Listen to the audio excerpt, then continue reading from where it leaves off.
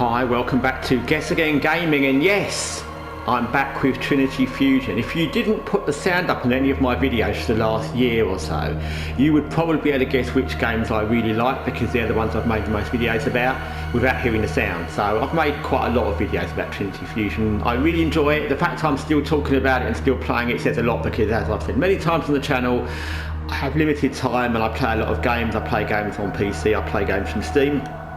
So if a game sticks with me and I play it a lot on Steam or on PlayStation, it's something I really like. And this game is stuck. I really like it. It's very straightforward.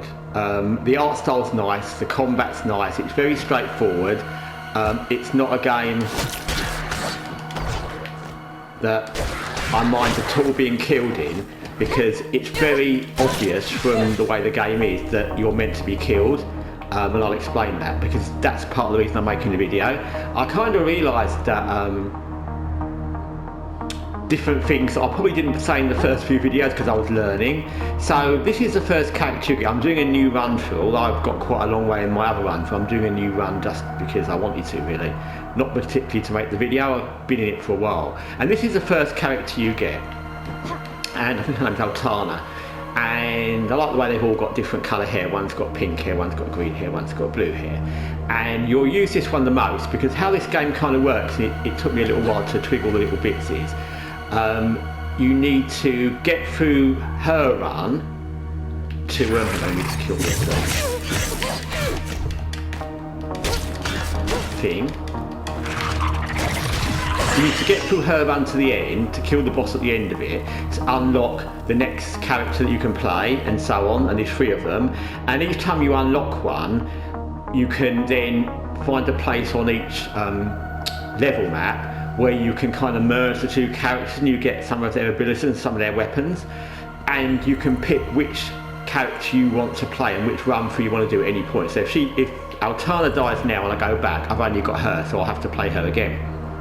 But if she didn't die, and she went back and I'd unlocked one of the other characters, then I could play one of them. You can pick which one you want to play at any time. The other reason you'll play this one the most is because she's the first one you get, and part of what you need to do, let me just unlock this thing. Oh, actually it's good I unlock this. Part of what you're trying to do on each run is get more power-ups, and you get more power from different things. Some is by killing the enemies, some is by picking up pickups and things. The other thing is by unlocking these things, which you get through the chests and kind of things you open along the way. And as you can see at the top, there's those little colour coordinated things, which are the different types of power up. And when you get 3 of them, as I have with that kind of orangey one, you get an extra bonus. So you also get what the individual power up says, and what the overall amount is of the 3 together. So it's always worth looking to see what you've already got. In this one you got 1 green and none of the others, but I have completed the orange, so it doesn't really matter which one I do. Sometimes you might want to not want one, so that one where it says gold, no, I'm a lose coin instead of health, I don't want that. I don't know why you'd want that, but I'll just take this one. And it means I've got that power up anyway, that ability, but if I get 2 more of the red, for example, then I'll get an extra bonus ability. The other thing you're also trying to do is when you go back to your base, you can buy new abilities and you can open new things, and so you're trying to pick up those blue little, I don't know, icons, and the money kind of icon, the gold one. It's much easier to get the blue ones than the gold ones. Often when you get the choices of what to pick up, you get a one gold coin, let's call it a coin, or you get some of a power up. And when you first play this, you won't kind of think about it, but when you realise what you're going to need to do, you'll actually have to play through this first character quite a lot of times, because you don't lose those. When you invest those back in your base, the new abilities, you get things like extra health you can buy extra lives, you can buy the fact that if you die you come back to life and get resurrected once, things like that. You don't lose those, so you'll almost need to do this run a lot of times, not just to get her to the end of her run so you can unlock one of the other characters, but also so you can get a lot of those pickups, and then you can unlock things which you'll need to get further, to be honest. There is a thing in this game where one of the DLCs, or the only DLC I think, is actually a thing that opens up all the characters at the beginning, but I wouldn't do that. In some games, I'm not saying I would never get a DLC that means you get a bonus on top of the game before you start, but in this game it would spoil it completely. The whole point to the game is that you're unlocking each character, and you have to go through to the end of each one before you can unlock the next one, and I think it would spoil the game if you did that. If it was a bigger game and a longer game, these ones are really long. They've got a shield and you can't. Actually, I wouldn't mind dying now. Let me just die and I'll show you the base. Yeah, if it was a bigger game and there was more complicated things in it, then, like many games, RPGs, then if you can get a DLC that somehow gives you an advantage, it's not a bad thing. If you want, that's fine. I've done it, I'm sure, in games I've not even realised I've just bought the whole deluxe super duper package and got DLCs that help me in the game. But in this, which isn't a massive game, that's half the point of the game, is the way you unlock each character, and I think it would be not advisable to do that. So that's my run this time, and you can see that bit at the bottom, which is the important bit. The total money kind of is 355, but once you die you lose that, so you need to buy, you spend it at the end of each level in the game. You can buy new lives or new weapons or whatever you think you need, or just save it for the next end of the next little level.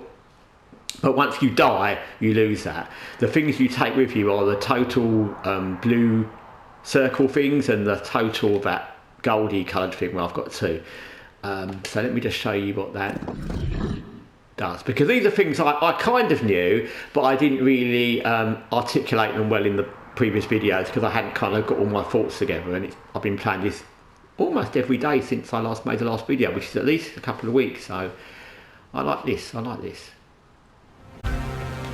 So when you come back here, this is your base. There are the other two characters, Niara and Kira, that I've not unlocked. And it says reach the other world to unlock and reach the hyper world. So you have to get to the end of this character Altara's story to unlock one of them. I think it's this one you unlock first, and then when you get to the end of her story you unlock this one. And then you've got options, like I said, when you're in the actual run of any of them, you can merge them and you get abilities from both and weapons from both. So when you go here, psychic augments, this is where you want those extra things you pick up. So you can see on the right there, it's got 15 of those, I don't know what they're called, I can't remember, those orangey gold tokens and 34 of the blue ones, and I'll show you what you do with them. So there's this is the important screen for progress in the game. So I've already bought a few things. You get these things that you can buy, extra health, and they cost these blue circle points, whatever they are, and you can buy more. And if you want extra ones, you have to spend that gold coloured thing, which is harder to get than the blue one, trust me. And then you can equip them for each mission. You can see where it says active augment slots 9 of 20. So I can equip another 10 points worth, but I haven't got another 10 points worth. I can buy them now, but now I've got the ability, which is good. I could actually open up more slots as well, because it says unlock 6 more slots, and then that's 6 more of these things here that I can open and possibly use. Resurrection is the one where you comes back to life, and so it's self-explanatory. So but yeah, that's what you want them for. And like I said, going forward in the game, that's what you need. You will need those because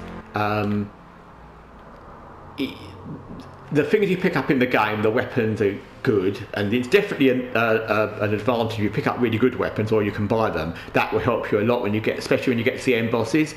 And those power-ups you get along the way, they can really help. But this is what really makes the overall difference when you get into deeper into the game. You want these things.